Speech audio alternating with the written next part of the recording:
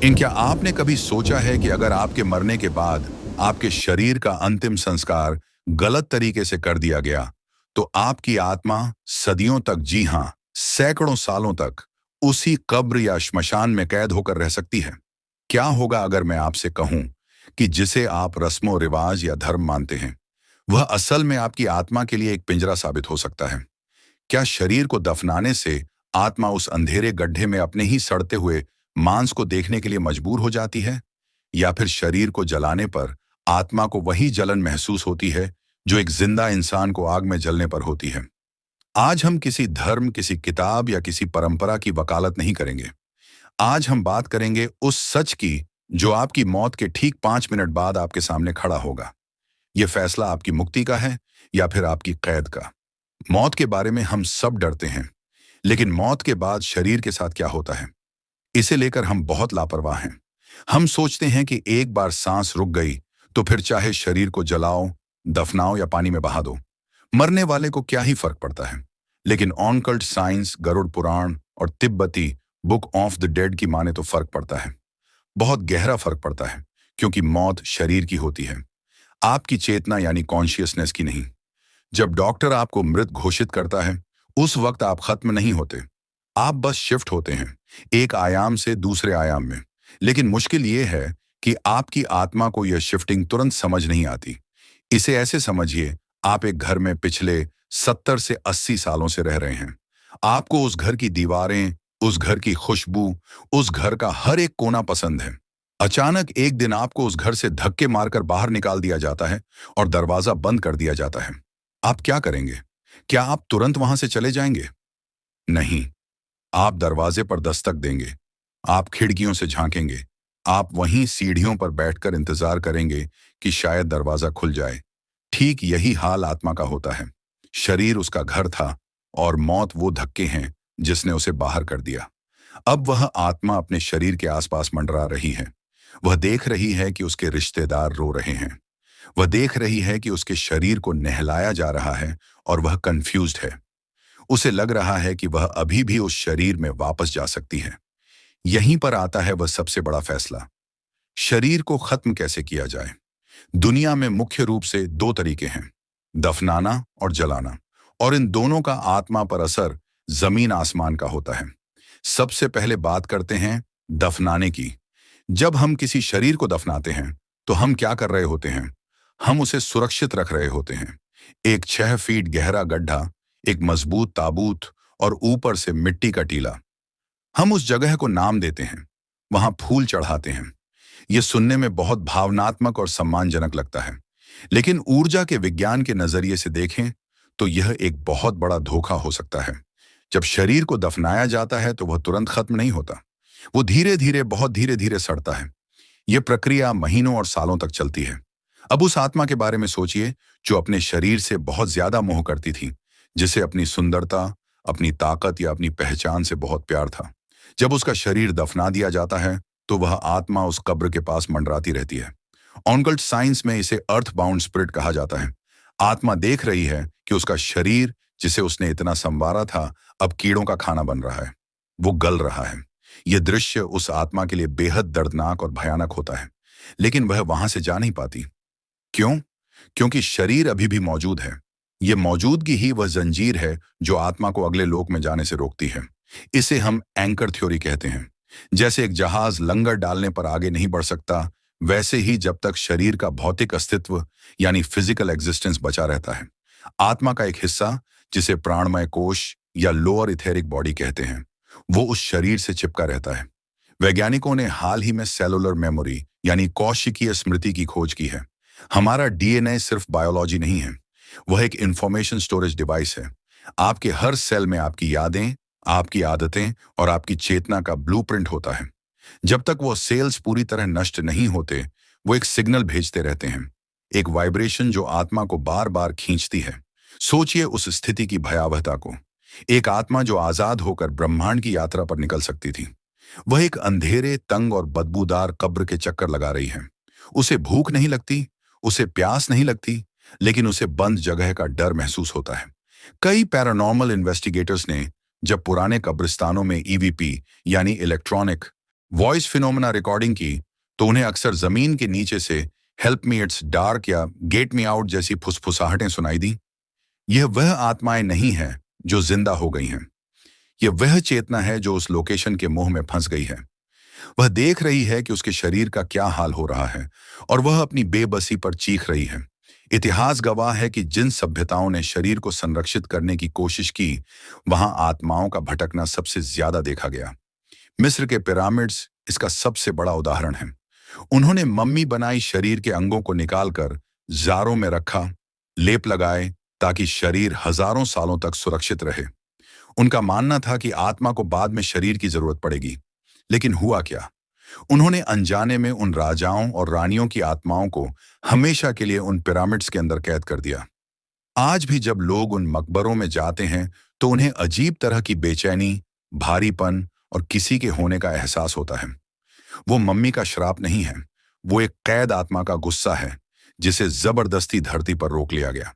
तो क्या इसका मतलब यह है कि दफनाना पूरी तरह गलत है? नहीं। हर सिक्के के दो पहलू होते हैं।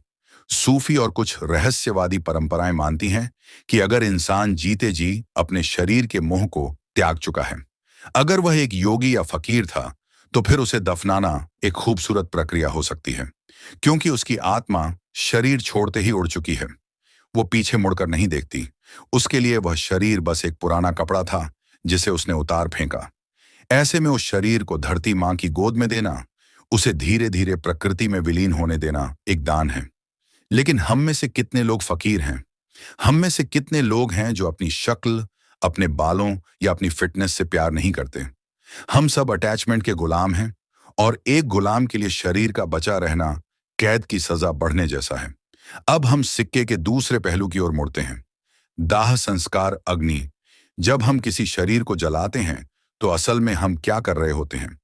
क्या हम क्रूर हैं? क्या हम निर्दयी हैं? नहीं। अग्नि संस्कार को अंत्येष्टि कहा जाता है, जिसका मतलब है अंतिम यज्ञ। यह आत्मा के लिए एक शॉक थेरेपी की तरह काम करता है। कल्पना कीजिए, चिता सजी है, शरीर उस पर लेटा है और आत्मा वहीं पास में खड़ी सब देख रही है। वह अभी भी कंफ्यूज्ड है। उसे अभी भी लग रहा है कि शायद मैं वापस उठ जाऊंगा, शायद यह सब एक बुरा सपना है। और तभी अग्नि प्रज्वलित होती है। जैसे ही लपटें शरीर को छूती हैं, आत्मा को एक जबरदस्त झटका लगता है। यह दर्द का झटका नहीं होता, क्योंकि नर्वस सिस्टम मर चुका है तो फिजिकल पेन का सवाल ही नहीं उठता। यह झटका होता है रियलाइजेशन का, यानी हकीकत को स्वीकार करने का। वह आत्मा देखती है कि जिस हाथ पर उसे घमंड था वह जलकर राख हो रहा है। जिस चेहरे को वह घंटों आईने में निहारती थी वह पिघलकर धुआं बन रहा है। जिस शरीर को उसने पूरी जिंदगी में कहा, वह अब हवा में विलीन हो रहा है। यह दृश्य कठोर है, बहुत कठोर। लेकिन यही वह पल है जब आत्मा को पहली बार यह पूरी तरह समझ आता है कि अब वापसी का कोई रास्ता नहीं है। मेरा घर जल चुका है, अब मेरा यहां कोई काम नहीं। यह स्वीकार करना ही मुक्ति की पहली सीढ़ी है। जैसे ही शरीर जलकर राख में बदलता है, वह सिल्वर कॉर्ड, वो चांदी की अदृश्य डोरी जो आत्मा को शरीर से बांधे रखती है, तड़प कर टूट जाती है। वो लंगर, वो एंकर जो उसे धरती पर रोके हुए था, वह नष्ट हो जाता है।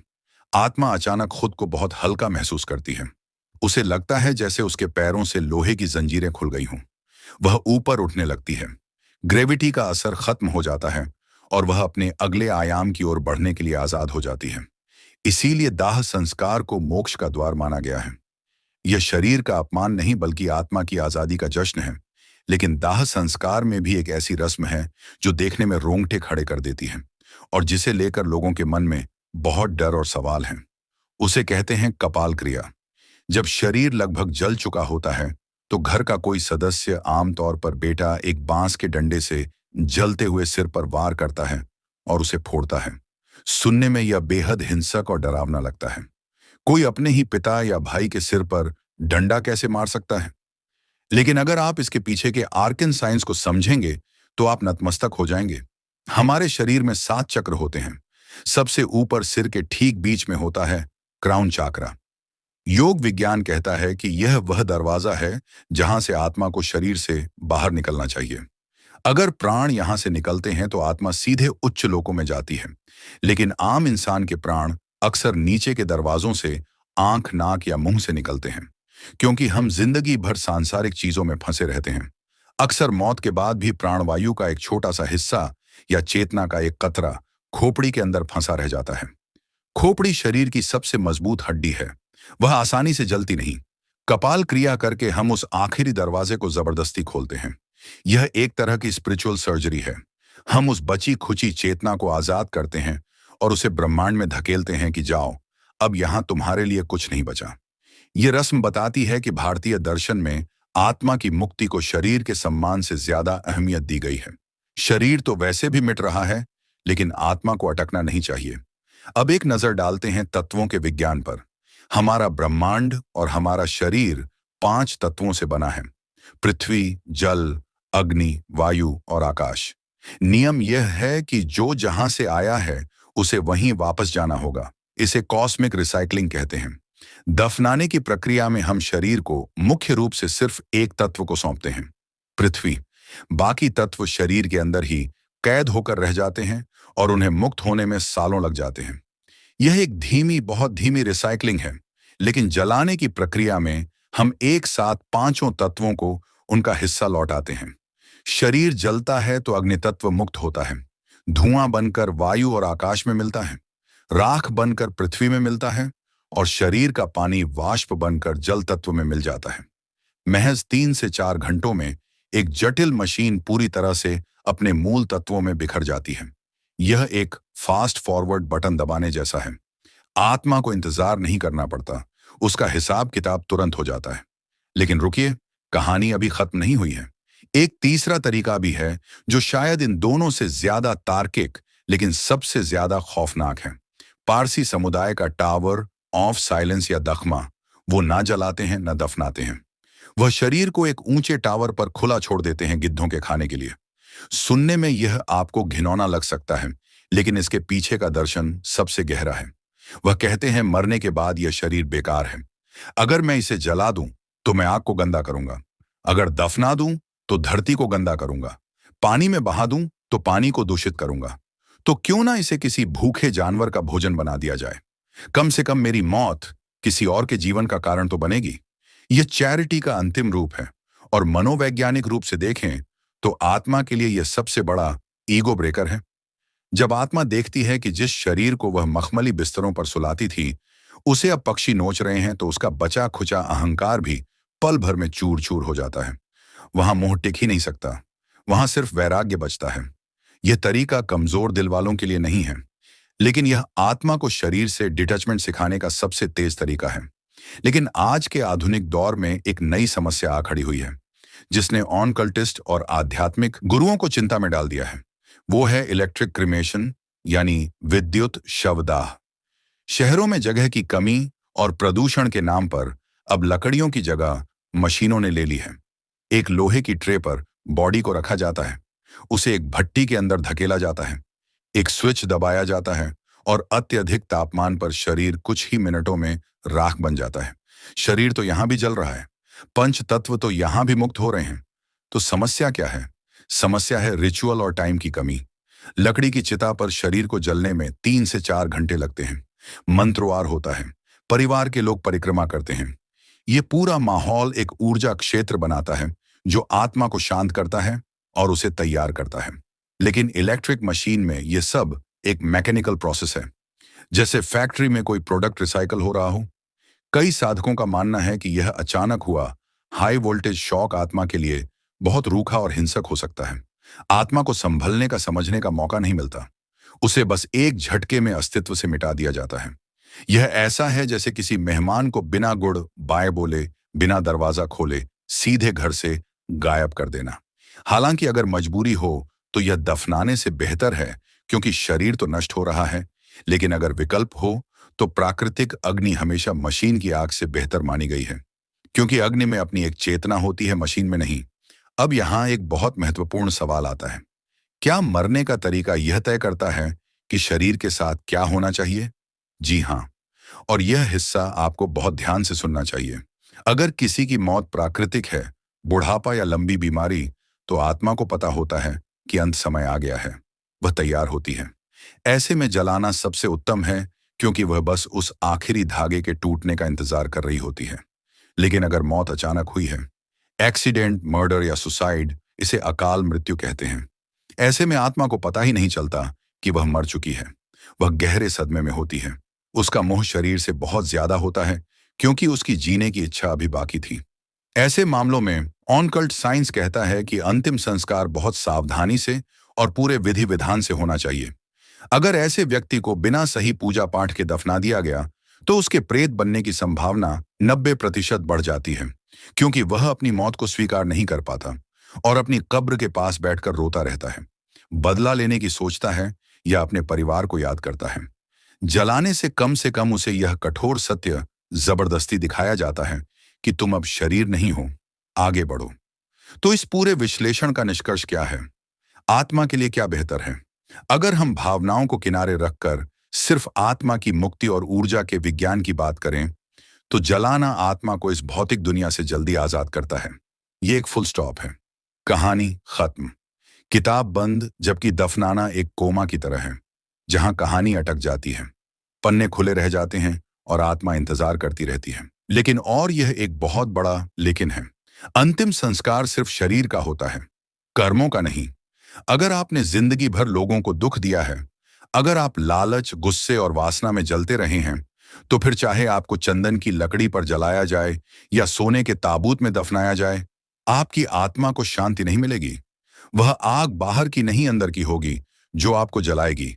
और अगर आप जीते जी जाग गए थे, अगर आपको पता था कि मैं यह शरीर नहीं, मैं एक अविनाशी आत्मा हूं, तो फिर आपकी लाश को जंगल में फेंक दिया जाए या समुद्र में बहा दिया जाए, आपको रत्ती भर फर्क नहीं पड़ेगा।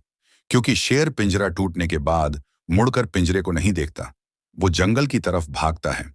इसीलिए असली तैयारी मरने के बाद की नहीं, मरने से पहले की कीजिए। उस अटैचमेंट को कम कीजिए जो आपको जकड़े हुए हैं। अपने घर, अपनी गाड़ी, अपने चेहरे, यहां तक कि अपने रिश्तों से भी थोड़ा सा डिटैचमेंट लाइए। प्यार सबसे कीजिए, लेकिन मोह किसी से मत रखिए। अगली बार जब आप किसी शमशान या कब्रिस्तान के पास से गुजरे, तो अपनी गति थोड़ी धीमी कर लीजिएगा। वहां जो भारीपन है, जो सन्नाटा है, वह सिर्फ हवा नहीं है। वह उन लाखों आत्माओं की अनकही कहानियां हैं जो शायद आज भी इंतजार कर रही हैं, किसी के आने का, किसी के समझने का, या शायद अपनी मुक्ति का। और जाते जाते एक सवाल आपके लिए छोड़े जा रहा हूं, जिसका जवाब कमेंट्स में जरूर दीजिएगा। अगर आपको आज चुनना पड़े कि आपके शरीर के साथ क्या किया जाए, तो आप क्या चुनेंगे? वह अंधेर भरी शांति जो कब्र में मिलती है, या वह तेज मुक्ति जो आग में मिलती है? फैसला आपका है, क्योंकि अंत में भुगतना या आजाद होना सिर्फ आपको